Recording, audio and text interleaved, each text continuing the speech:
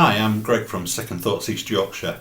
Today I'm going to talk about social media, and that includes platforms like Twitter, Facebook, even Skype to a certain extent, Instagram, all those sort of platforms that we're all using on a day-to-day basis now because of the lockdown.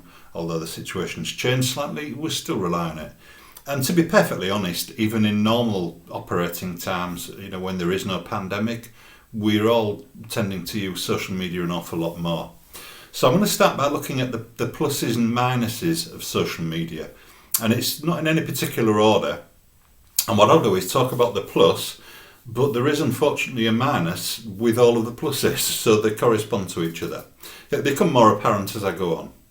So the first plus is that it's handy and convenient. It's on multiple devices, isn't it? On your laptop, on your telephone, on your tablet, on your computer. So it's handy, it's convenient. The downside to that is it hard to escape because you're always there. It's always readily available. So most of us have a phone with us pretty much all day. I turn mine off on a night, but for the most part, all day and all evening, it's switched on. The second plus is that you never need be alone because there's always somebody at the other end or also who's on the social media thing, particularly Facebook. The downside to that is you may want to be alone, but you can't be alone because you have your device on. You need to be aware that there are bullies or nasty people who may want to do things to harm you either financially or physically. So that's something to bear in mind. At the end of all these pluses and minuses, I will be talking about some coping mechanisms that you can use, some strategies.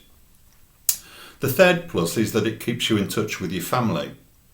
But the downside is there may be family members that you'd rather avoid. I think there's someone like that pretty much in most families. Plus number 4, it keeps you in touch with friends. Downside to that is, do you want to keep in touch with your friends all the time? Do you want them monitoring every move that you ever make? Plus number 5, keeps you in touch with work colleagues, even when you're at home. But the downside to that, shouldn't work have restricted hours? Should it be 9 till 5? Do you really want to be talking to your colleagues every hour of the day? Plus number 6, you can choose who you wish to add as a friend or as a contact. On the downside, people may be offended if you decline friend requests, so there could be repercussions from that. Plus number 7, really important this, you can be anonymous or semi-anonymous to a degree. For example, people may create additional identities or something that's non-descriptive. So it might be something like man from Hull or lady from York or whatever. The danger to that is that minus is that other people can be anonymous. So if perhaps somebody who's purporting or pretending to be a 17-year-old may in fact be a 45-year-old, and there may be somebody who has criminal intent by doing that. Number 8, as a positive, it makes you feel part of something. Negative to that is that you can get roped into doing things you'd much rather not be doing. Positive number 9, you can post about things that you're doing or places where you're going or where you've been. On the minus side, others can see what you're doing and where you go, even burglars and others who may not have your best interests at heart. Plus number 10, positive number 10, your post can go viral. You could be an overnight worldwide success. On the downside, once you hit send with any post, it's there in the ether and it's there permanently. Post number 11, plus number 11, getting some likes can boost your self-confidence, can make you feel better. But on the downside, getting negative or argumentative responses can be hurtful and can damage relationships. Plus number 12, you're able to store pictures on Facebook or Instagram or Twitter. But on the downside, your pictures can be seen by many other people, especially if shared, and once they're out there, they can be copied, so you lose control over them. Plus number 13, a steady news feed brings you a flow of information. But on the downside, the news can be biased, it can be spun by algorithms, which is a computer device, it's computer programming that looks at the post that you're viewing and will spin what you see in future posts based on that. So for example, if you've looked at an ad for a lawnmower, you'll see on your social media feed that you constantly keep getting a drip feed or even a bombardment of posts about other lawnmowers. Also, it can be untrue. The news that you're seeing can be untrue. It can be lies or it can be spun. It can have a different perspective put on it. So it needs checking. Positive number 14. The information is on pages or items that you viewed, as I said before, but there is a danger there. The downside is that the news can be biased. It's referred to by psychologists as confirmation bias, where once you believe something, if you've been looking at several posts with a similar sort of viewpoint, you'd be once again bombarded with similar views, reinforcing your beliefs that may not necessarily be true. So is what you're reading factual? Need to check it really. Positive number 15. You can switch it on and off when you like, so there's some control, if indeed you use it. But the downside to that is it can become addictive. It can be difficult to switch it off because you're always wondering, is there anyone else made a post? Is there something there that I need to see? Is there some new information? Plus number 16, it's readily accessible so you can respond to comments. But there again, you may see posts which may make you angry, you react too fast, you become a keyboard warrior, and there's all sorts of fallout there. Positive number 17. Communities and groups can be built through Facebook pages. There are many regional ones. There's a Pocklington Facebook page. There's one for Wilberforce, there's one for York, there are several for Hull and so on. So there are communities created through it. But on the downside, you may feel obligated to become involved in communities or groups that you really don't have time for or really any underlying interest for. Positive number 18. It's mainly free, or so it would appear. But on the downside, adverts can flow like water, once again down to the algorithms I mentioned earlier on. So it can tempt you to spend a lot. Positive number 19. There are no opening hours because it covers the whole world. There's activity 24 hours a day, 7 days a week. On the downside, you do need time to shut down. 24 hours, really? It's worldwide, so it covers what's happening all around the world, and while you're in your period of what should be sleep, it's people in Australia are wide awake, or on the west coast of America, for example.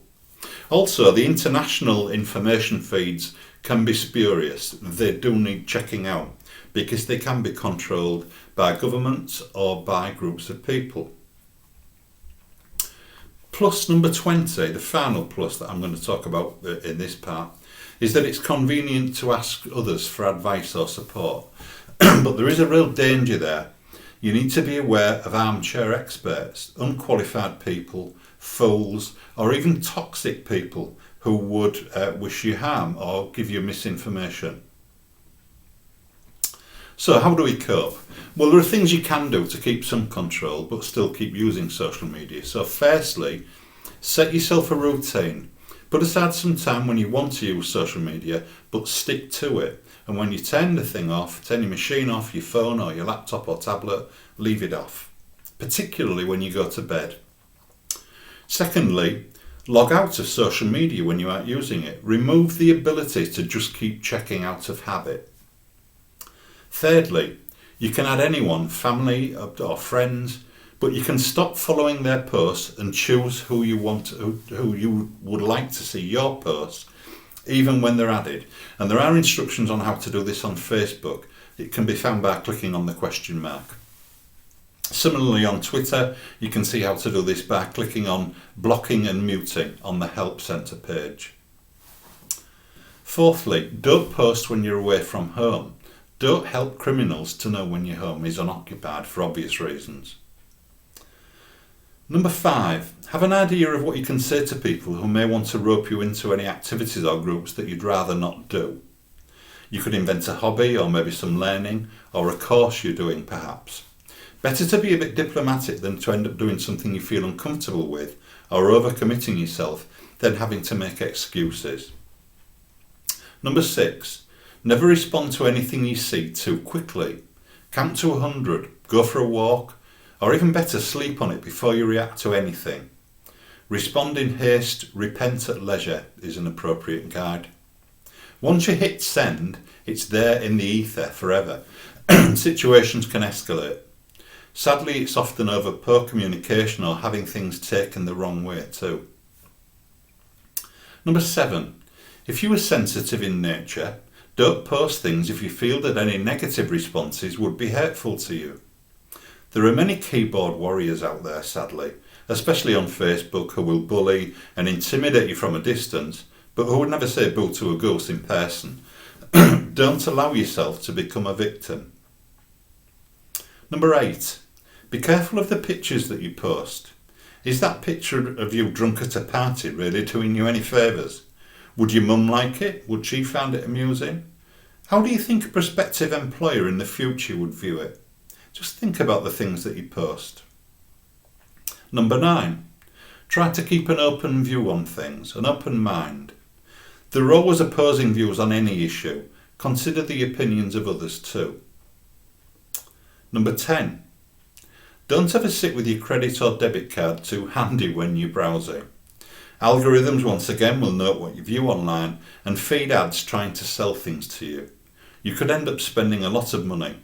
Always ask yourself, do I really need this? Number 11, always check things out with professionals before acting on any advice from someone online, particularly around health, wealth, or matters of the heart. This may be some well-meaning shop worker from Arkansas or a therapist who's done an online training course who maybe is trying to give you good advice.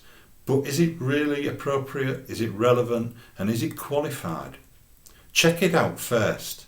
Consider credentials, qualifications and experience before following any so-called professional advice.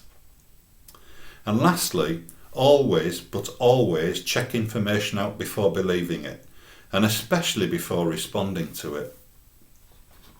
I'll put these on as slides at the end of the video so that you're able to have a look at them, and I'll also put them on as attachments as well. I hope you found this useful and helpful. I'll be posting some more videos soon.